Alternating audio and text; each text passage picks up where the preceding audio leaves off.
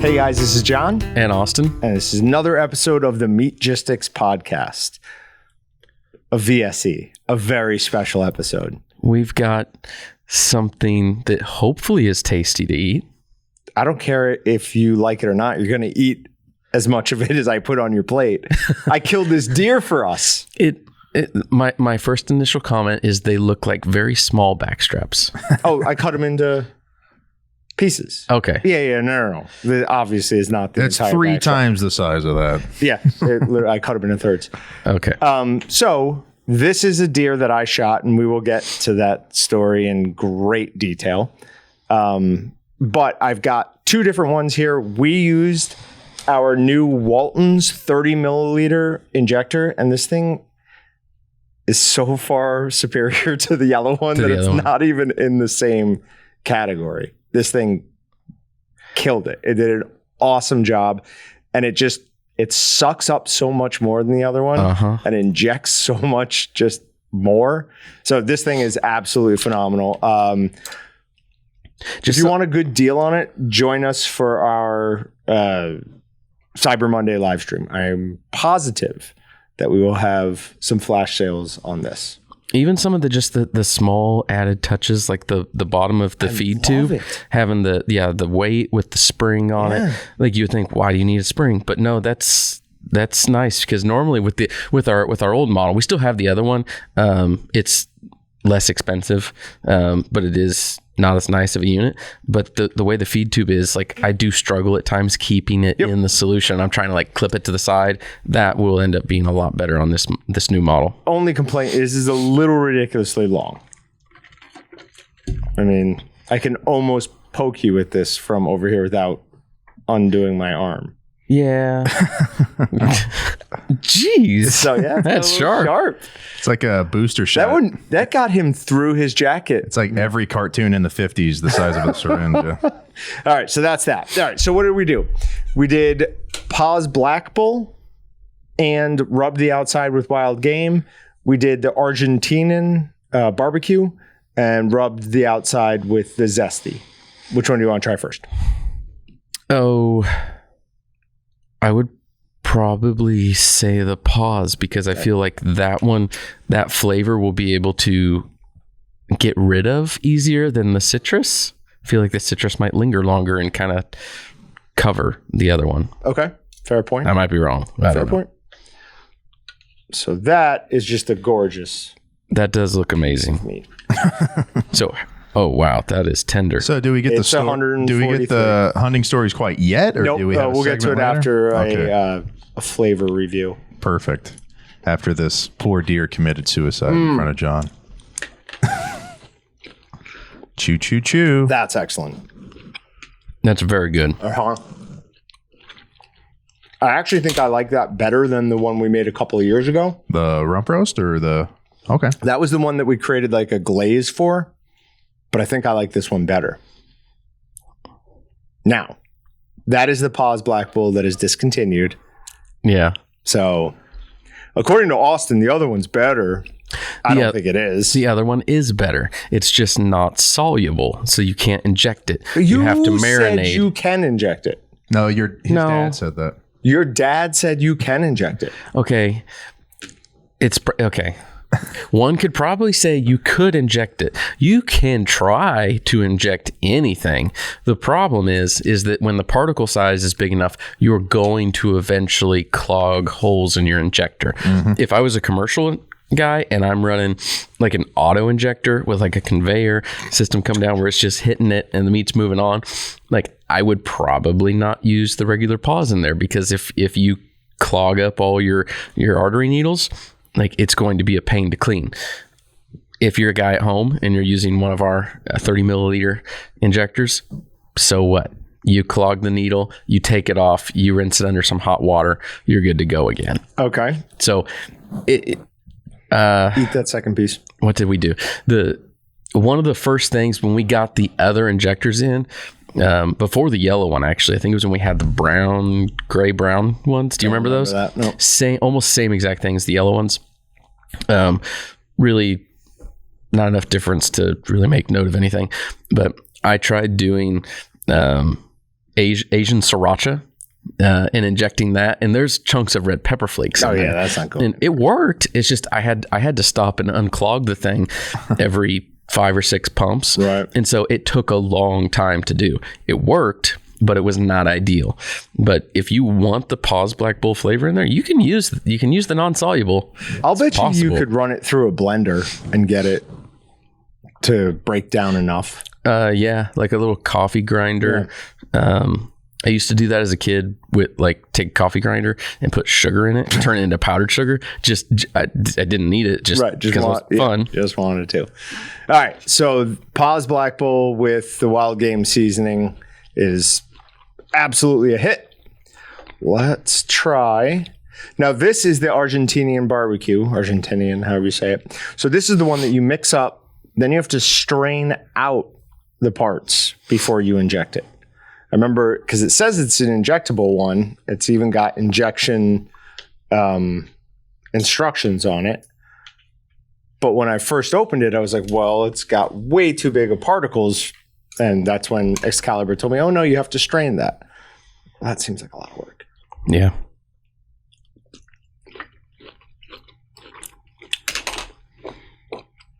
That one. That's so good. That one. Oh, wow. I thought I was 100% not going to like this as much. Oh, my good Lord. The zesty with the Argentinian works so well. I will say that you cooked it well. Maybe you shot a good deer. Mm-hmm. But I think some of it is we hit a home run with our zesty citrus mojo. Like that stuff is good on everything. You probably want to cut that in half. Do whatever you want. Okay, so it was the deer was probably 2 years old, so that does help. Like the younger the deer is, generally the better it's going to taste. Same thing, I guess, as like veal. Also, I shot it. I sprayed it with our wild game rub that we now sell in a. What, are you laughing at the blood on it? Wild game rinse. Oh, rinse. Yes. Not Wild game rub. Yeah, no. That we now sell. It comes in a spray bottle with the correct amount to do the whole spray bottle. I then, obviously, I field dressed it, skinned it, and cut it up all within like 24 hours. So it wasn't like sitting around, and it was cold out. So it was a good, quick, clean butcher. Now, so on back to the story a little bit. We went Saturday morning. I was at the blind, which is an hour away from here, by 5 o'clock. That's not bad for hunting, though. To have a good hunting spot within an hour of Wichita, totally acceptable. 5 o'clock in the morning. Yeah, hunting. That's what you gotta do. So I show up. First thing Adam says is, "Oh, you're not dressed nearly warm enough." Oh no! Now I grew up skiing, all that, so I wasn't worried about that. I did forget that little hand warmer. Oh thing. no! That sucked because I could have used that. At one point, I was literally doing like yoga-like stretches in the blind to try and get like my core body temperature up. But anyways, it wasn't that bad. So I'm sitting there, sun comes up, and I hear, that noise from over there. I look over and there's these 2 bucks in this little field. And, they stopped. They're looking at the blind a lot. But I was like, I was going to let them go anyways because they were smaller than what I was hoping for. So they come over, they look at some stuff. They go to the feed area. Turns out that the raccoons had figured out how to unscrew the feeder bottom. So they had been out there eating everything. So the deer went over there, checked out the feed for a little bit, and then took off. Then a female comes, a doe, and she comes to this field on the side, looks over at me, and just takes off. So Adam had told me to open the windows on the blind just a little bit, like just enough for the arrow to get out. So I had them open like this much, but I just had them like left them open. I didn't, know I had to go and open it right as I was about to shoot. So he's like, oh yeah, those deer saw you 100%. They're like, they know, that your face is in there. So anyways, didn't shoot anything the first day, come back the next day. I'm actually responding to a text from Adam, and I look up and the deer's already out of the woods walking towards me. Now I'm through a blind that's got a pattern on the inside, plus there's some tall grass in between us. So I really did think it had more of a rack than it did. I didn't think it was huge. I knew it wasn't huge, but I was like, okay, this is a better 2-point buck. It was a 2-pointer. So line up the shot, and I'd been practicing with my crossbow like crazy. Like, I don't know how many hours I spent, probably like somewhere in between 10 and 20, which doesn't sound like a lot, but that's all like after work or, early in the morning. Anyways, so I line up my shot, take it, thing runs right at the blind to the point where I was like a quick second of, we're going to have a problem here. It's coming in. Then it turns and runs up the thing. And I, remember, don't, let it run. No. I waited maybe 45 seconds and I was like, I got to know where it went. So I come out of the blind. I go over. I want to make sure like I did hit it. Right. So blood on the ground. I'm like, awesome. Following the blood trail is like significant, more than what I would have thought it would have been. So I was like, okay, this is probably a good shot. Walk like 20 yards up a hill and it was laying in the tall grass there. So I did reload the crossbow first, just in case, so I get back in the thing and I text Adam. I'm like, shot it, blah, blah, blah. And he's like, all right, I'm on my way. And I told him, like, I texted him. I'm like, yeah, I went and found it. He's like, no, you should not have done that. You're very lucky, whatever.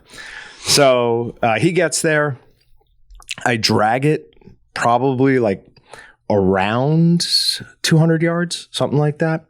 But I'd just gotten over COVID. In fact, the biggest problem that Saturday morning was like trying to stop myself from coughing, because obviously they're going to know something's up if they see this area coughing or hear this area coughing. So eventually the last like 100 yards is up a hill. So we threw it on the back of his tailgate and drove it up there. Field dressed it there. He dabbed his hand in some blood and put it on my face. He tried to get me to eat the deer testicles. That was not going to happen. No. And then I took the heart, threw out all the other offal, and cut up some of the heart, gave it to my dogs. Then I ate the tenderloins that night because I took the tenderloins out. The skinning it wasn't bad. The problem was that I nicked it more than like 2 or 3 times. So there's a decent amount of hair on the deer. So that was kind of a pain in the butt. I have a question. When you presented this heart to your dogs, was it like a trophy ceremony? Was it it was different than just giving them like normal ground? You were like, guys, absolutely. I got something special for you. So I gave one to Riggins, turned around, gave one to Brutus, gave another one to Riggins, gave another one to Brutus. As I'm giving the second one to Brutus, I looked down and realized that he just dropped his first one. So I was like, oh, he doesn't want it. So I reached down and picked it up. And as I do that, he starts like chewing the second one I gave him like crazy. And then I turned around and gave it to Riggins, and he's pushing me from the back, trying to get his head around to get it back. He's like, no, I wanted it.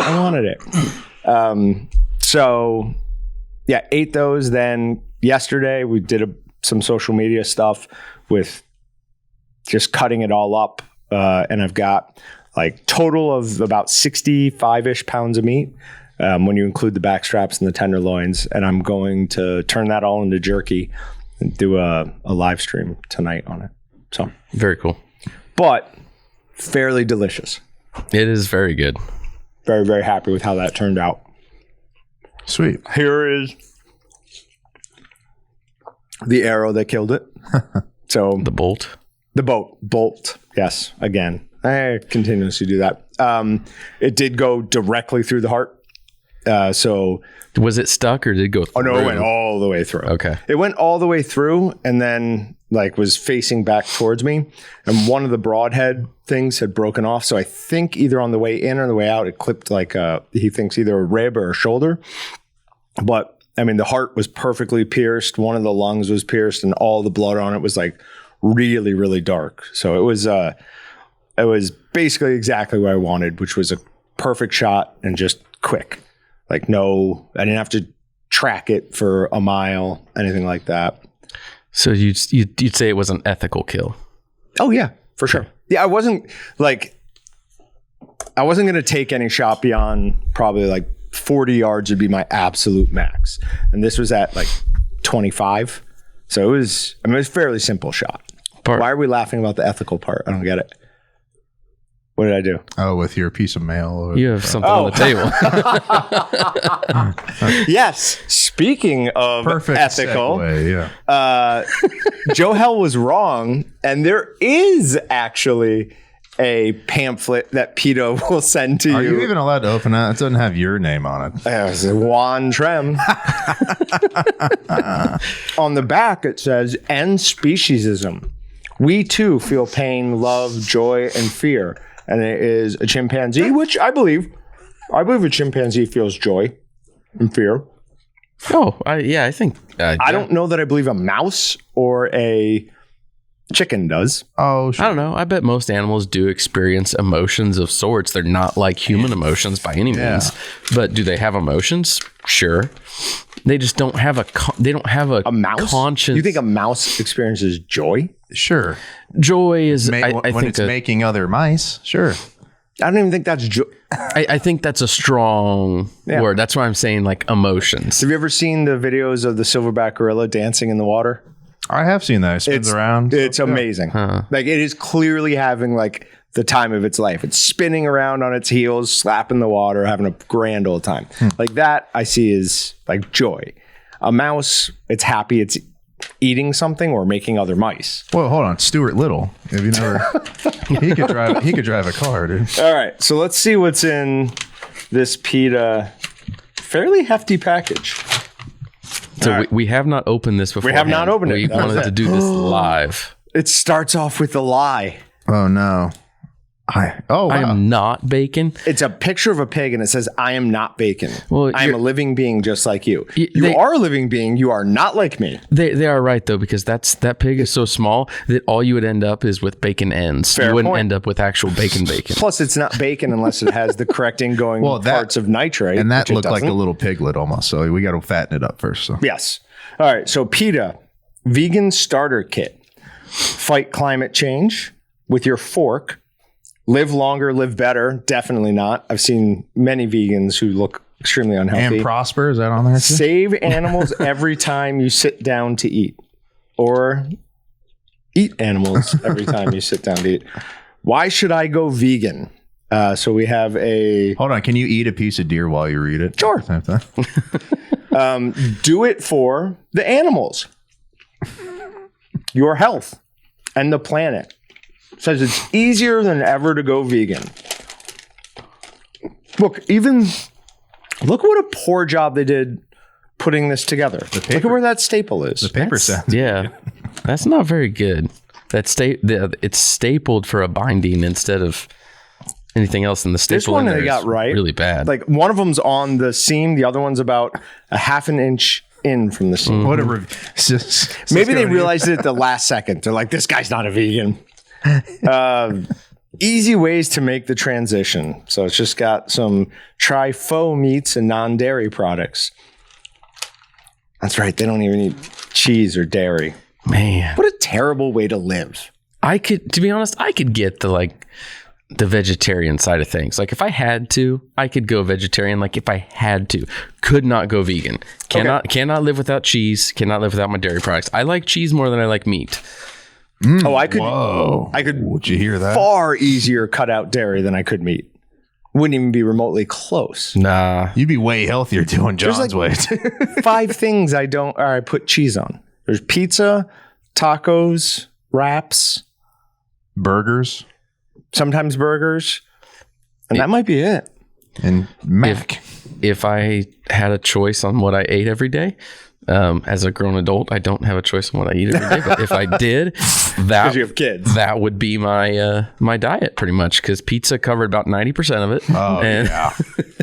Throw in the occasional wrap. If I could eat pizza with no ill health effects at every for meal, how little amount of food, you see a whole pizza, you're like, I'll just have half of that. It's just like that's that many calories. Yeah, it's not a lot of food visually. Sorry. No. And it's even worse because you're eating fats with carbs. Yeah. And those two things together. I love how I didn't discover that until 27 years old. Why did no one mention that before? Vegans eat what you eat. Milks and creams. None of them. They're all like almond milk or oat milk. Do we need any more milks? Like I'm seeing oat milk around a lot now. Why? We have milk, like regular, and then we've got almond milk. I don't think we need another nut milk. Meh. Yeah. I'm indifferent. It's all, to be honest, I don't mind most of the different milk variants there, but it's still not the same as just straight up whole milk. No. Straight up whole milk. Oh, it's killer. Then it's got beef and pork replacements. And one of them is that absolutely god awful vegan bacon, which literally has the consistency of cardboard. I don't know why people eat it. That is one thing I always make fun of my wife when she eats. Like, how are you stomaching that? It's got a whole recipe chart you can follow for what to eat what day. First of all, I don't know what I'm eating most days. I'm not certainly not going to plan out a vegan monthly meal. The colors just mean nothing on there? Exactly. Yep. I thought I was like, wait, critical, red. It's the rainbow. Oh. I think that's it. And it's got some vegan recipes, which I'm sure are fine. There's probably nothing wrong with that. Beefless stew, but why? Blueberry pancakes. I mean, that sounds delicious, but don't you need butter for pancakes? Yeah. Not if you have butter sprinkles. But that's made from I think it's made from butter, so yeah, I can do that. Then we're just talking a bunch about tofu. An apple a day keeps the doctor away. Fight cancer with plants. We're going to talk about that later. Prevent and even reverse diabetes. That's a strong claim. I feel like that's a strong claim at all. Too. I don't. No clue, but yeah. I'm not. We can reverse early warning signs. Unclog your arteries and protect your brain. Those are big claims. Fish-free omega-3, but is it bioavailable at all? Probably not. Then vegan for kids, you should be arrested. Look at how much you'll save. It's just a casual. You should be arrested. If you're putting your child on a vegan, like, that is ethically wrong. I don't know. As long as you're somebody getting with no them kids, the proper nutrition. I refuse to move on this one. But yeah, we're not designed to be vegans. You want to know how I can tell? Because I have canine teeth, incisors that are designed to rip and tear flesh. I also have molars that are designed to, grind up leafy vegetables and things like that. But if you look at like a true, like a cow or something's teeth, they don't look like our teeth. Yeah. Ours are designed to rip flesh. But look at how much you'll save. And it's a picture of a fish, which I like to eat, a pig, which I like to eat, a chicken, which I like to eat. These are all my favorite things. There's even lobster and cow. Lobster. Yeah. That's ridiculous. Well, you should save money on doctor bills. Hold on. Those animals, you should rank those in order of how much I like to eat them. Yeah. Number 1 is cow. Number 2 is lobster. Number 3 is pig. Number 4 is fish. And number 5 is chicken, which is unfortunate because that's probably close. If you removed lobster, that's almost exactly the opposite of how much I consume. Yeah. Because I eat so much chicken. Eating animals harms the environment. Sure, it does. Meat your meat. So this is trying to humanize animals. These are great puns I'm going to use for the titles of all these episodes now. Chickens are so smart that within hours of hatching, they can count to 5. What? Come on. That doesn't say that. Yes, it does. That doesn't say that. Yes, it does. Oh, my God. Pigs aren't the only animal Einsteins out there. Cows can learn how to push a lever to operate a drinking fountain when they're thirsty, or press a button with their heads to release grain when they're hungry. Humans can learn how to manipulate the insides of an atom to make bombs. I think that's like there's a big difference and complication here on what you can do. Oh man, they're saying it happened to ring a bell as it got water and food. They're just years ago, actor James Cromwell, who's that? Never heard of him. Don't know. Stopped eating pigs while filming the movie Babe. Oh, he's got to be the older guy from Babe. The old from If you love a dog, you have to love a pig. It's the same. No, it's definitely not the same. We domesticated pigs to eat them. We domesticated dogs to help guard the pigs and ourselves. This is fairly big difference. Fish are just like us, only in the exact opposite of every way. Studies have shown that fish are fast learners and form complex relationships. So they're really just trying to like humanize animals here and make you feel guilty for eating them. The true story of one anonymous animal born into the food industry. Whatever. My biggest problem with PETA is the fact that they're just they're omitting like the F from PETA, like people for the ethical treatment of it. Like he's right. That's bogus. Could you come up with a new name? Again, people ethical treatment of people animals. For the they're omitting the ft, and I'm not cool with it. So that's it. As a guy that how have I never thought of that as before? we rack our brain next door to try to come up with catchphrases and names of items and stuff like that, and here they are just cheating, just phoning it in, just cheating. I hate him. Just cannot stand Paul McCartney. Yeah. Oh, so annoying. Not a Beatles fan. Well, I heard that's actually like the Beatles. That's actually a lookalike that won a contest back in the 80s. So they replaced him too. I saw something about that in the last week Elvis. here. Really? Yeah, exactly. That's crazy though. I'm just excited that we actually got something from him. So am I. I was pumped when I saw it. My wife, she's looking at the mail and she goes, Juan Trem? And I'm like, is she having a stroke? What is she? I was like, oh my God, no, I know what that is. And it was our PETA package. So thank you to the people of PETA for sending that. We will ignore all of it. I got mail from a Rico Suave one time, like sent to my house. I'd only told mistakenly. Well, I told a buddy about that. I was like, you ever hear this music video? Like a week before. So it must have been him applying to jobs under that pseudonym. So anyway. Wait, what year was this that you were introducing somebody to Rico Suave? Remember I told you I watched a lot of I love the 80s and 90s shows on VH1. So this was when he worked in the mall. So I must have been 15. So 15 years ago. For anyone who doesn't know what Patrick's talking about, I suggest you go look up Rico Suave. Rico. No, you might get mail as it. I think I was like part of like a weird cult and didn't realize it. But I do still have a dough tag. So hopefully I will go and get that as well. Then this weekend we're going up to Colby. You're not coming, but we're going to go hunt pheasant and hopefully win a gun. Oh, is that where you? That's where I won one last year. Yeah. The Golden Boy. The problem is there's so many people at that event, and I think they only had like 3 guns that my chances of winning 2 years in a row are almost nil.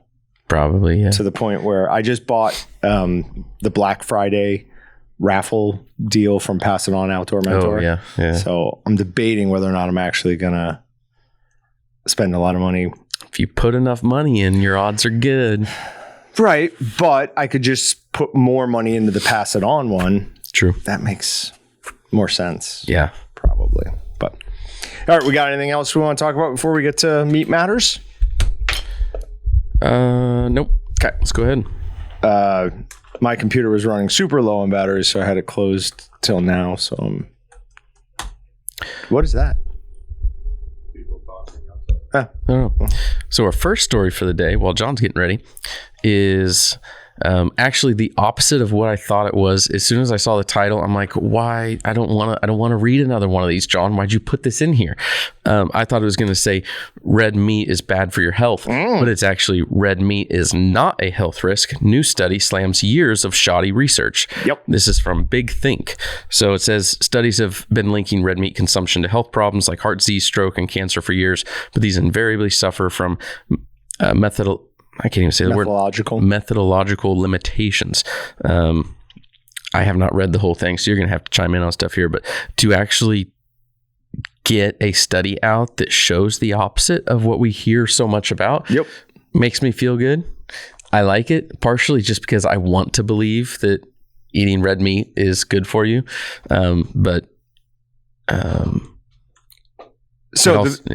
The big takeaway from this, for me at least, was that more and more people in the scientific community are either waking up to this fact or becoming more brave to the point where they're willing to say something about it, about how these studies that rely on people recording what they eat are essentially worthless. for a couple reasons. We've talked about it in the past. One, people lie about what they eat. If you want to see examples of that, go watch any dieting show where they have someone keep a food journal and then videotape them. They're like, oh, well, you ate about 3 times as many calories as you said. And then they also don't factor in things like, does this person smoke? Do they have a history of this cancer in their family? There's all sorts of things, and they just try and narrow it down to that one thing, which is their diet. But there are definitely some changing opinions in the scientific industry, which is excellent. I'm sorry, while I was opening this, did you read the each year? No. Okay. So it says each year, hundreds of frankly lazy studies are published that simply attempt to find an observational link between some action, eating a food, for example, and a health outcome like death or disease. In the end, owing to sloppy methods, varying subject populations, and inconsistent statistical measures, everything, especially different foods, seem to be both associated and not associated with cancer. How is the lay public that is a weird way to say it. How is the lay public supposed to interpret this mess? Like the lay person I've never heard lay public. Yeah, interesting way to state it. The evidence for a direct vascular or health risk from eating meat regularly is very low, to the point there is probably no risk. So go ahead and eat all the meat you want, especially if it's delicious venison that you killed yourself, and feel good about that. They did say that they found like weak evidence between like a few different things, but at least they don't see any strong evidence. That is typically what we're told. There's a strong likelihood you eat red meat and you're going to end up with this, and this. But yeah, but it's weak and insufficient to make any type of conclusive recommendations on. It says more rigorous, well-powered research is needed to better understand and quantify the relationship between consumption of unprocessed red meat and chronic disease. Again, there is no way to do this. There is no way to create a double-blind study. There is no way. What are you going to do? Kidnap a child and just control their diet for their whole life? It's not possible. We just had a conversation about this, and you wanted to throw people in prison, so we're just going to throw more people in prison. But then I would be in prison. Oh, no. The doctors who kidnap kids. Yeah. Okay. Yeah, I'm fine with that. They can go to prison. But they go on and then talk about the burden of proof tool. This is something we talked about a couple of weeks ago. It was the one with the rating system, like the stars. So we'll post a link to that because it is actually pretty interesting. You can look through and get some pretty cool information on there. It'll tell you like if it's a 5-star, that's like a really strong correlation. 1-star, which is what we talked about a couple of weeks ago, means almost no correlation. So that one was with cancer and stroke. So everything you've been told about meat for the last however many years by the mainstream media, by science journals, all a lie, all wrong. Don't be surprised by that, though. This is the same industry that tried to tell you that you needed to eat 11 servings of grains and carbs a day, and that you should only eat a very small amount of fat and protein. Like, they built the whole pyramid, our food pyramid, on things that are making us sick, fat, ill, and lazy. They do not want you healthy, prospering, and, having energy. Also, I think some of what you should and shouldn't eat is very much dependent upon who you are and how your body reacts. There's not a one-size-fits-all solution for everyone. Absolutely not. Yep. There are some people, if they eat, my brother-in-law, if he's in the house while we cook shellfish, he just basically goes into anaphylactic shock. So yeah, you told me about that. He was hiding. So all right, let me tell the story real quick. Mark, my brother-in-law, is a one of a kind, determined person. Like he and my sister got in a fight when they were in high school, and he walked home from our house. He lived 4 towns away. It would have taken him literally 20 hours to walk that, but he was. My sister went after him eventually, and he wouldn't get in the car with her. So he's very, very stubborn. Somebody was cooking shrimp in a party he was at, and just all of a sudden everyone's like, "Where's Mark?" And he had gone and taken a ton of Benadryl and was just hiding from my sister because he knew that she'd want to hit him with the EpiPen and make him go to the hospital. He just doesn't want to. Mark and I get along quite well. We're very similar in some ways. Okay, moving on. We've got the FDA finds pesticides, undeclared colors, and heavy metals in imported foods. Now, this is from the Food Safety News, but they do have a link to the FDA page. Here's my problem with all of this. In no documentation do they show you what the products are that are coming in.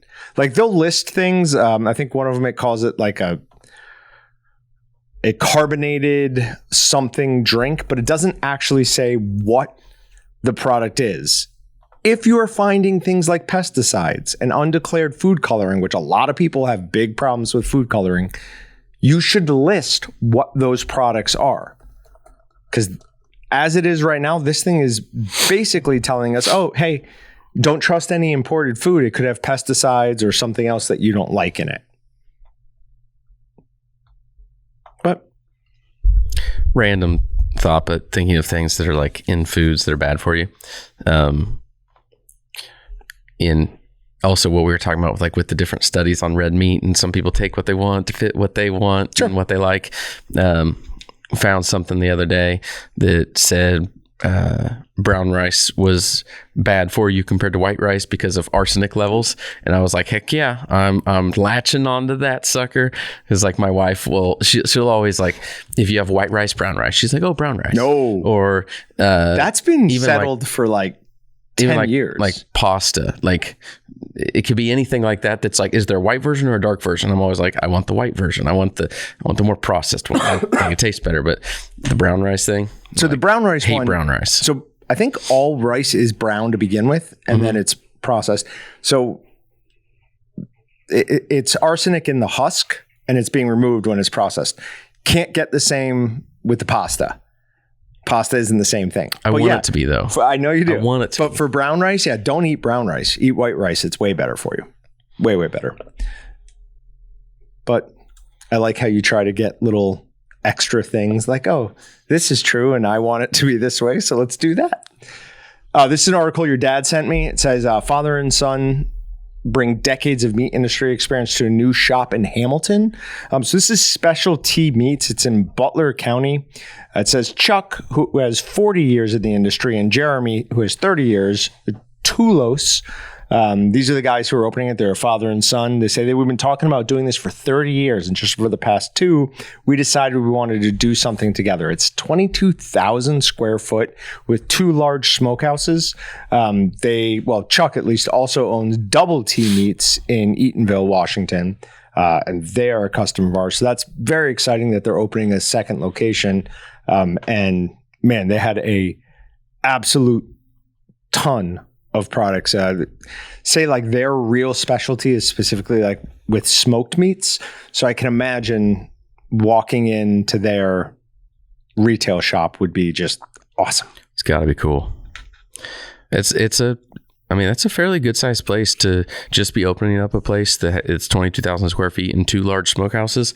Because a lot of the very small processors out there, they won't open up a place that's that size with 2 smokehouses. Most of the time people are like, I don't want to spend all that on a smokehouse, but that's where you make a big part of your money, and you can make product that is so much different from everybody else is having a smokehouse, because you can go get fresh raw meat from all over the place. You can go to Walmart and get steak, smoke it, and then charge a premium for it. Yeah, it's when I was in customer service, that would be the one thing we would tell them is that is what you're going to make your money back on the fastest is your smoker. Like if you're looking, you need a smoker and a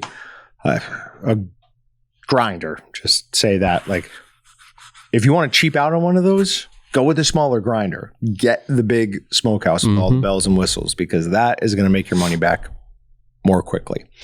This is just kind of an interesting article here. It says Bill Gates called out by farmer for secretly buying up U.S. farmland. I don't want him to control a single acre, it says. Now, we've talked probably too much here about the whole Bill Gates owning a ton or a bunch of farmland stuff, but interesting that other people are paying attention to it. And certainly it's good that people within the industry are doing it. I need to remember to like take notes as I come across things, because I usually don't, but so I don't remember the exact numbers here, but I saw something the other day that was talking about automation in the farming industry. And it was like how, whether it's John Deere or whoever is working on like more and more driverless tractors and combines and just all your equipment and everything. Cause like the stats were like, I don't know, 65% of farmers are over the age of 65 and like 85% of them are over the age of 55 or something like that. It was those are not the right numbers, but it was something crazy like that in the next like 10, 20 years, almost every farmer out there is going to be retired. Okay. Most likely. But there is also a growing movement like amongst younger people to get into that industry. We're obviously, for a ton of reasons, we're at a really interesting time, but one of them is sort of like this generational divide that's occurring. You've got more younger people. And when I'm saying younger, I'm talking like mid-20s, 30s, like, I'm not talking about teenagers, who are very, very concerned with where their food is coming from, what that process is of growing that food, not only from how they eat, but to be able to provide for it and sustain their communities. So it's a really interesting time. And I think you'll continue to see more automation on the massive, huge farms. But I think you'll probably actually see a reverse, if anything, on the smaller local farms. Could be. Does it end up like the meat processing industry where you got the big four controlling 80+% of the market? And then you have, there's tens of thousands of small meat processors out there across the country. There's a lot of them. It's just what they do is such a small percentage of the overall. Sure. It could end up in that same split out. Well, there's tens of thousands of small local farmers too. And with things like, what is it called? The community. I talked about it 2 weeks ago. It's becoming more popular. People are like basically subscribing to a local farm and they're sending whatever they have that's fresh that week. So it's like a food delivery service, but it's all local. That's cool. Yeah, it's a pretty cool idea. But this is Will Harris, who owns a 152-year-old family farm named White Oaks Pasture in Bluffton, Georgia, says he's concerned about Gates controlling farmland. His thoughts came in form of an open letter to Gates posted on his Facebook page. It says, just like I don't want a child abuser controlling even one child, I don't want him to control a single acre. I find that a little... It's a little aggressive. Yeah, maybe a little over the top for an open letter that you're sending to Bill Gates. Yeah. This is not, Little extreme. Yeah, maybe you could have found a different analogy would be good. There. Yeah, there you go. But very, very interesting. He's the single largest farmland owner in America, and that's probably not something we want people like that having a monopoly over. This isn't even food related, but we talked about it quickly and I just wanted to bring it up. The most common pain relief drug in the world induces risky behavior, study shows. So this is acetaminophen reduces people's aversion to risky behavior. Did we have an article on that one? Yeah, it's right in the middle there. The most common pain relief drug. Oh, there we go. Sweet. But it's just, that's really, really interesting. And I understand, Brett, that this is not food related, but I just found that fascinating. Like, we have so little idea about the chemical processes that go on inside our body and our brain. How many people have just taken acetaminophen tons of times because they're like, I've got a little headache or something, where they easily could have made it through without it and then did something that they wouldn't have done if their brain wasn't underneath or under that chemical spell, for lack of a better word. It says 25% of the U.S. takes acetaminophen every week. That's crazy. That is insane. I like, to be honest, we're getting off topic, not food really, but so you and I were talking about this the last few days. I don't take acetaminophen normally. The only reason I have been is because I was on like some sort of steroid. They said like you cannot take ibuprofen with this, and so I'm like, well, I have a headache. I'm taking Tylenol, acetaminophen. But normally I go to ibuprofen. Right? Is this what do you? Something hurts. What are you taking? Oh, ibuprofen. Like if I'm in a lot of pain, yeah, I'll take ibuprofen for sure. I don't really take acetaminophen ever. Now, I mean, let's not act. There are downsides to ibuprofen for sure. Oh, don't tell me about those. And if you keep taking it, it's actually going to cause the inflammation that you're trying to get it to fight. Yeah, you've told me that. Yeah. All right. But anyways, I found that kind of interesting. The next one, let's not even talk about that. California has its own style of barbecue, but no one knows. Also, nobody cares because it's the stupidest. It's the, remember that grill that Colton had for like the Santa, whatever? Yeah. Santa Barbara. It's that. And it's stupid. Huh. Just like everything else that comes from California. All right. So meat snacks market forecast to 2028. So COVID-19 impact and global analysis by type, source, category, and distribution. Interesting article breaking it down just real quickly. Consumers are increasingly preferring organic, all natural, and additive-free products.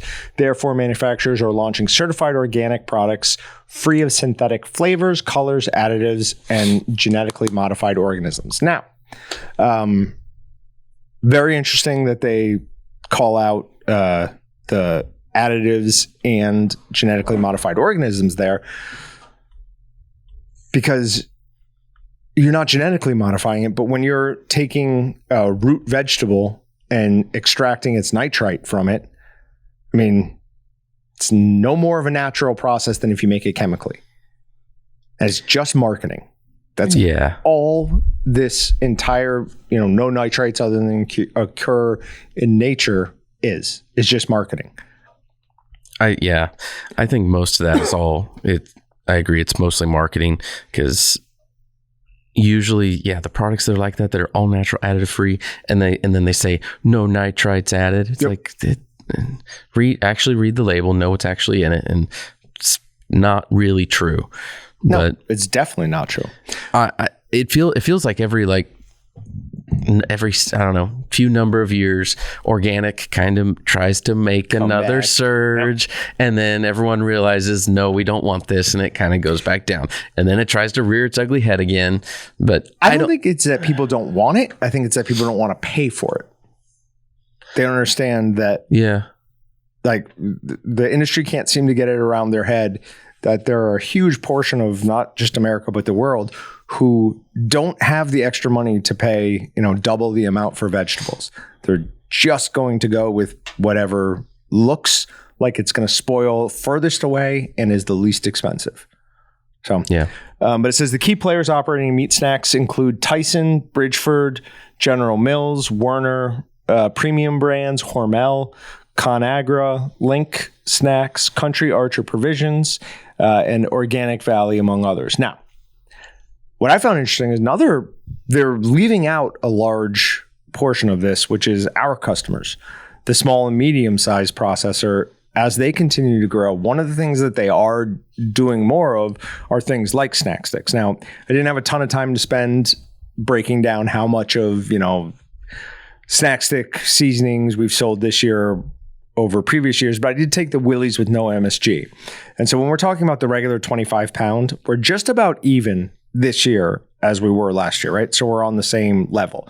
Now, last year was a banner year. So right there, I mean, that's pretty good. Wait, we're even now with what we did all of last year? We're like to the point of the year. Yeah, okay. To the point of the year. But now if you go to the 50-pound bulk boxes, there we've sold as much this year as we did last year already. So with the rest of November and all of December, which are the busiest times, we've already sold the most of that. And same thing with the 100-pound units. So Willys is our best-selling snack stick seasoning. So if we just take that as a touchstone, yes, our customers are absolutely also entering more into the meat snack market. I love it when you say meat snacks. Because when you always win eventually. When you first started working for me in here, like I would use meat snacks, and you're like, no, that's not what you call it. And it's just as time goes on, it's just gonna be used more and more. And every time I hear you say it, I'm gonna laugh. Yes, you win. You always do. All right. Next one is 10 burger chains in the U.S. with the best quality meats. Now, only reason I'm bringing this up is because I only know one of these. I wanted to see if I'm weird. BurgerFi. Ever heard of that? No. BurgerFi? Fi. F-I. As a restaurant? Uh-huh. Yeah, I've heard of that. Oh, okay. Well, Shake Shack. All right, I'm sorry, 2. So I've heard of Shake Shack. Mooyah. Oh, we used to have a Mooyah. This is one. Oh, wow. Hold on. Let me make sure I'm being loud enough on this one. Patrick is listening to make sure that you guys can hear him. Let's see. Perfect. Yeah, Mooyah. It's for around here. It was like 5-6 years ago on West Street, and you'd walk in, and I immediately was intimidated because you have a little piece of paper that then has all the accoutrement that could be on the burger, and you like go and check mark through stuff. Okay. Which is, once you do it once, you go, oh, this is how I want to order. I don't even have to talk to people. I just, like I'm robbing a bank. Here, just slide that over, and then they give me all the stuff. And so that you mark off that paper and then hand it to them? Yeah, so you can, and it's one of those places, I don't think it was that much extra per topping because it's like considered in the cost, I think. Sure. But then it went by the wayside. And then this is an anecdotal thing, of course. Me and my brother walked in there on a Saturday, right? We didn't know that they had closed the store down just to like have their family and friends there. Like people that worked, but the doors weren't locked, of course. So we walk in, I'm standing in line, and the guy's like, are you here with whatever? And I go, no, I'm here to try to get food. You use a restaurant. Right. He's like, oh, no, you can't. I go, well, that's not very welcoming of anybody. So, well, huge surprise, they're gone now. Well, yeah, you know, so they got theirs. That's what happens. What else is on the list? Epic Burger. Nope. Never heard of them. In-N-Out. Obviously, we know In-N-Out. Everybody has at least heard of it. B, the letter B, Good. No. Elevation Burger. No. Culver's. It rings a bell, but I don't. Never heard of it. To me. Tucker's Onion Burger. No. Is Mr. Beast Burger on there? Nope. Did you purposely skip one? I did. Okay. What was it? I was going to say, because if you haven't, you said you hadn't heard of I realized I'd heard of that one. Okay. Too. I was going to say, if you haven't heard of that one, that Fuddruckers. Oh, yeah. Fuddruckers is so good. Never been. I've never eaten there. Really? No. What's the closest one? Let's make a day trip out of it. Oh, Kansas City? Doable. That's too far. For a burger? I'm sure there's probably. If we're going up to Kansas City, we're getting that pizza I like. Oh, yeah. Don't have to twist my Grinders. Arm. Sure, let's go. Yeah, if you're in Kansas City, check out Grinders Pizza. It is phenomenal. They make all their toppings there too. Like they make their pepperoni. They're legit. Like years ago, went to the first Fuddruckers, and like as time went on, like I did like legitimate research into what it would take to open up a franchise because they are so good. And I just there's no Fuddruckers in Wichita, but they're very particular. At least when they were. I mean, this has been, I don't know, 12, 15 years ago. Okay, but very particular on where you can put one. It has to be in a certain traffic count with a certain number of houses near you, and like. Yeah, everything to like have the location is very particular. But like as a kid, we loved Fuddruckers because you like order your burger and like all you get is like a bun and meat. Okay. And then you go and it's like a salad bar, but for your burger. And you load it up with all the stuff. And then their potato wedges, killer, amazing. And they have I don't know how big they are. When I was a kid, they looked like they were like 20-gallon containers. I'm sure they weren't that big, but of honey mustard and nacho cheese. Oh, and you could just go over there with your fry basket and just like pump the deal and just have a swimming bowl of honey mustard. Did I hear it right that you said you're given a burger and then you add your own toppings? Yeah. Dude, that is revolutionary. Like a buffet style, you get you and you just Why do I think like this? I think of Fuddruckers as like a Salmon Buster's. Is that not accurate? Dave and Buster's. Dave and Buster's. Sorry. Oh, no. I've never been to that place either. No. Me neither.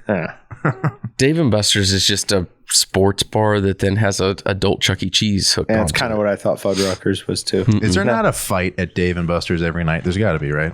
It's drinking, it's food, and a little bit of competitiveness. So it's like... Yeah, I could see that for sure. John, we're going to fight at Dave and Buster's. So Impossible Foods clears hurdle in imitation meat patent lawsuit. So Impossible Foods is suing a company called Motif over an ingredient called hemami. It's a heme binding ingredient. A good quote from Motif. Their CEO was, "When you can't innovate, you litigate." I thought that was a good quote. You don't know. So whatever. They keep tearing each other down. Your industry's doomed anyways.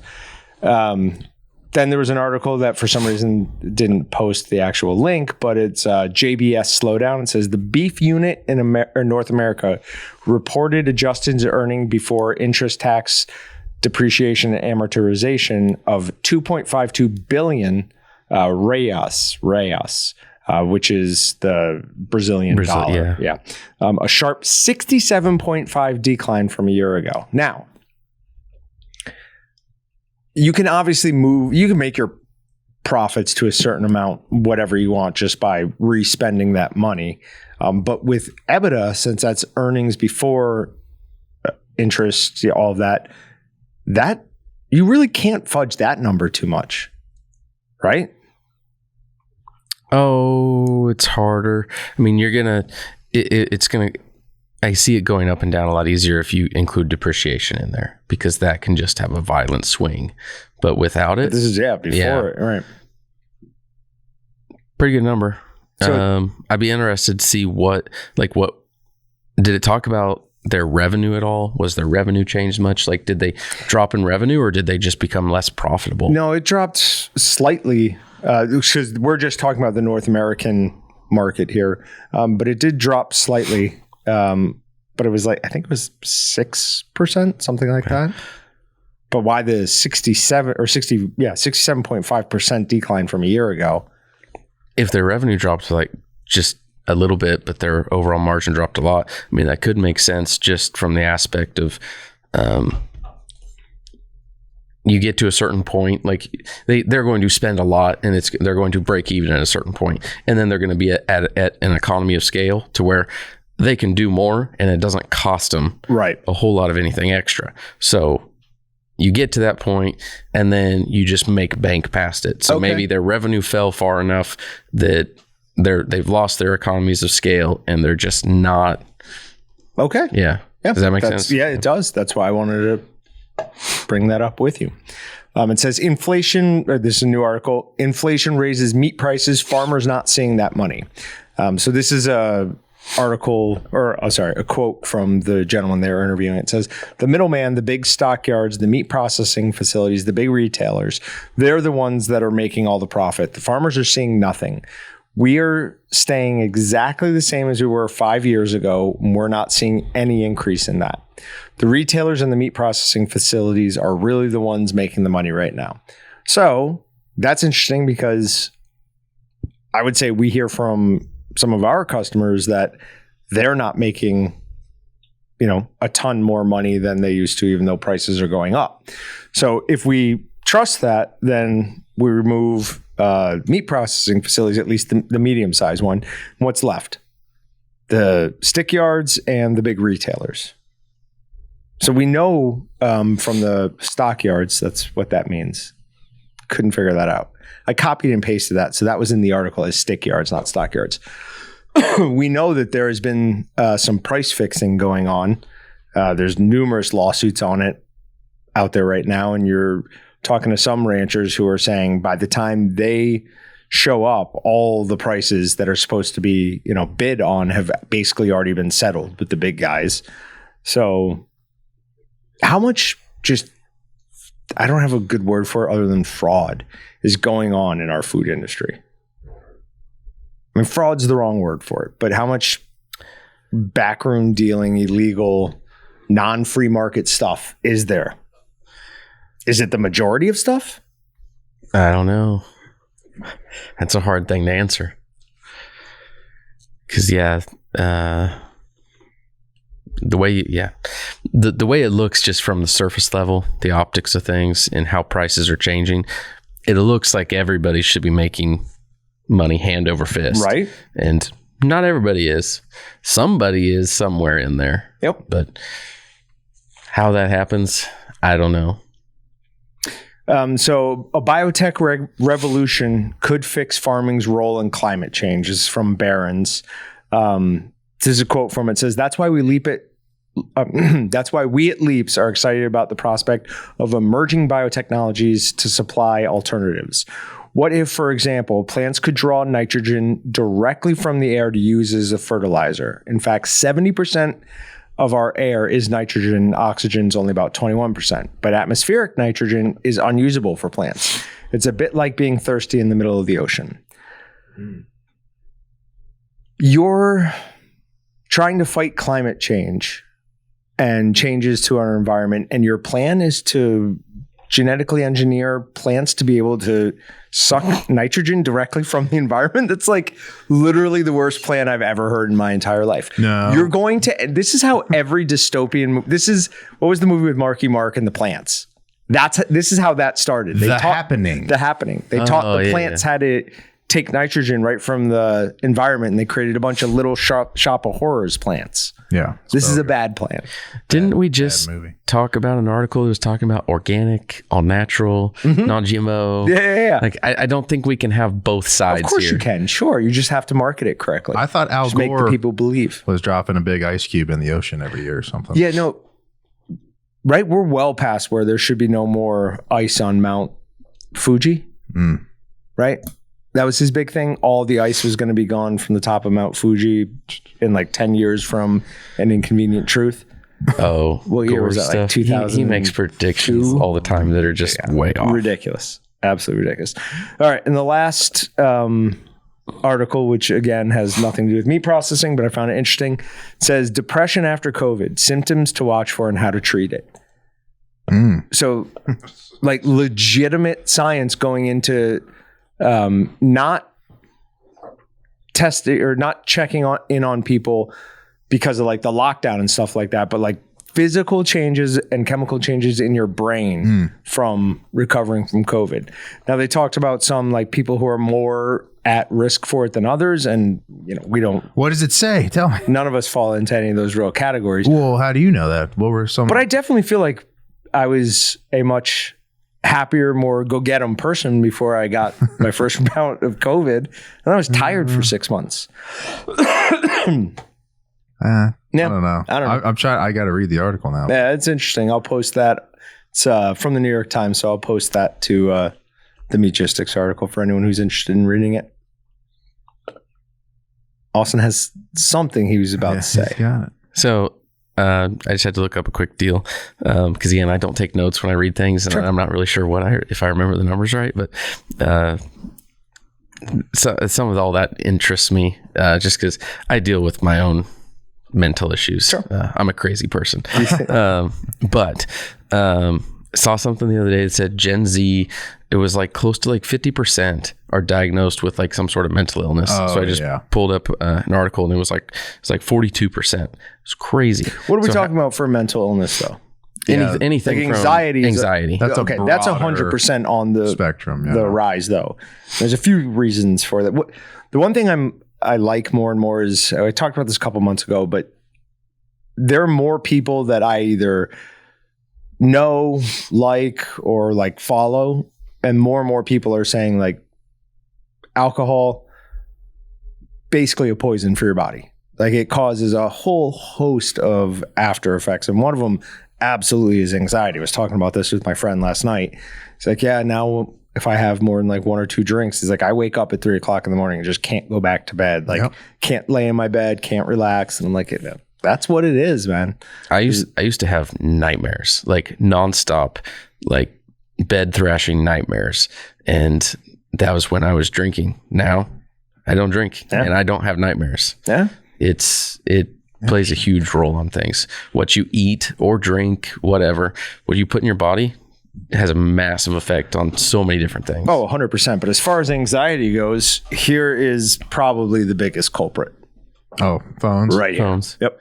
Being always connected to everything where anyone can reach out and get you at any time, plus all the social media apps that people are using to just what's the flux of random ideas that you weren't even searching for in the first place and weren't ever meant to come into contact with. It's just, like I said, you're just watching someone in their room enjoying their own time. They just pressed record on it. I'm just like, what? And then you swipe upward and it's just like 100% random. You don't even have a choice of video thumbnail at that point. I should have heard about and read about Marxism in high school and then never heard or thought of it ever again. Instead, you see people talking about it all the time. So do you think that a lot of that is like is there a bigger influence from like environmental things like that, or a bigger influence on what people eat and what's going in our bodies and how that reacts with things, or is it just it's everything? It's everything, but I honestly would say it's probably more environmental than it is like our diets are terrible. I mean, our food is poison. Everything has seed oils in it or something that's going to cause inflammation. And inflammation is a huge cause of anxiety.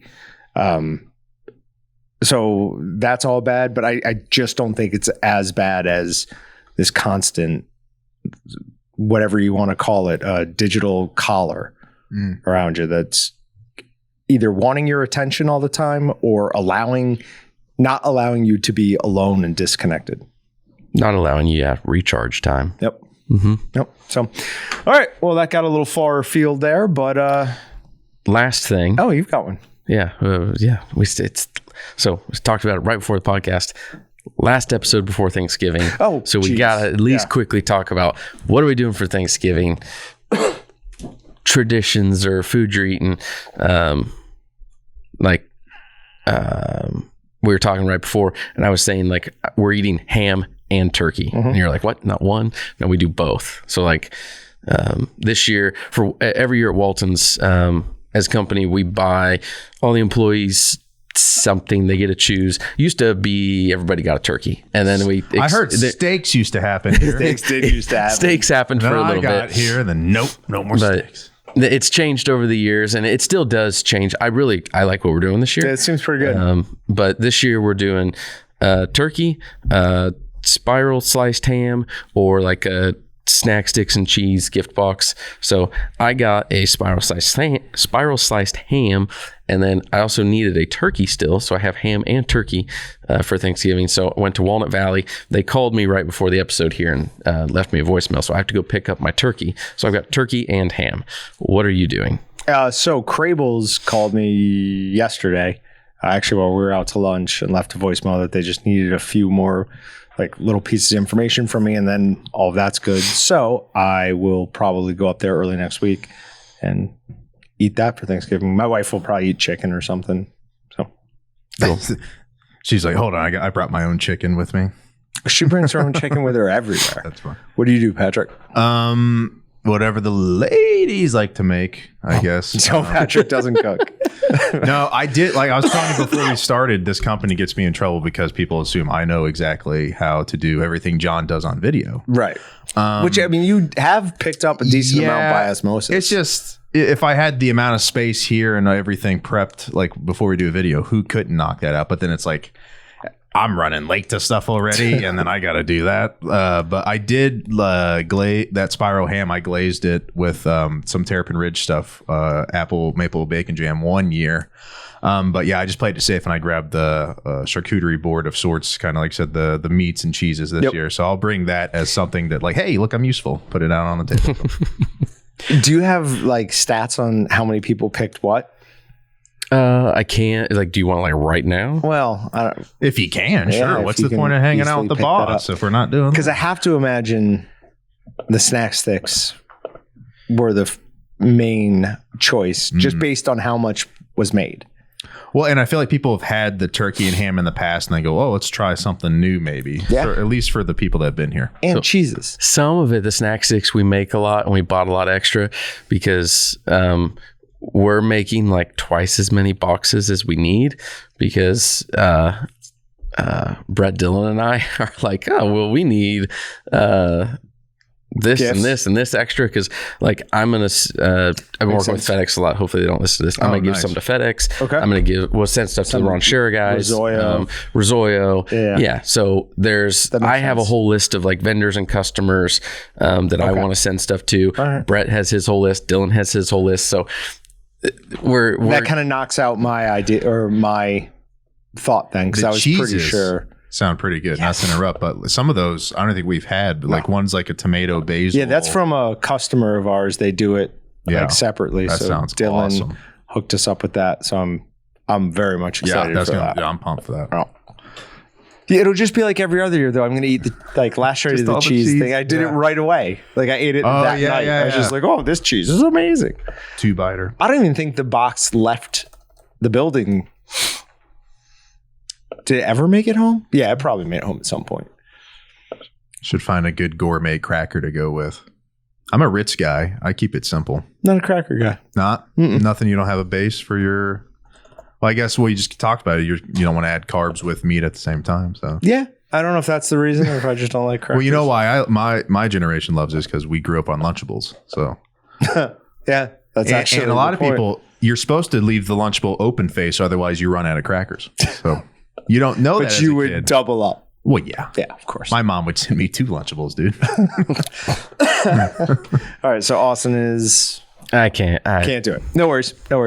But we made a ton of snack sticks, or Dylan made a ton of snack sticks. Threw around "we" very loosely there. He was in there for a long time. Brett was even him and Brett were in there a lot because Brett did all the. I don't know if he did a lot of the cutting. Yep. Dylan was trying to work on the roll stock machine and stuff. He finally gave up on that and then hauled in a bunch of his sales guys and they pulled out the vac machine from in here. They pulled every vac machine they could get their hands on and were vacuuming everything instead of roll stocking. Real quick on that, we did a side-by-side comparison with ours and another chambered machine that we're maybe considering bringing in. And they both did about 100 bags or 100 cycles and both worked really well. So, all right, cool. Sweet. We'll see you guys next time. Happy Thanksgiving. You heard the thunderous done. That means the podcast is over, folks. See you later. Thanks. Thanks for checking out the Meatgistics podcast. To shop everything but the meat, head on over to waltons.com. To get your meat processing questions answered by experts and enthusiasts alike, head on over to our online community at meatgistics.com. Waltons, everything but the meat.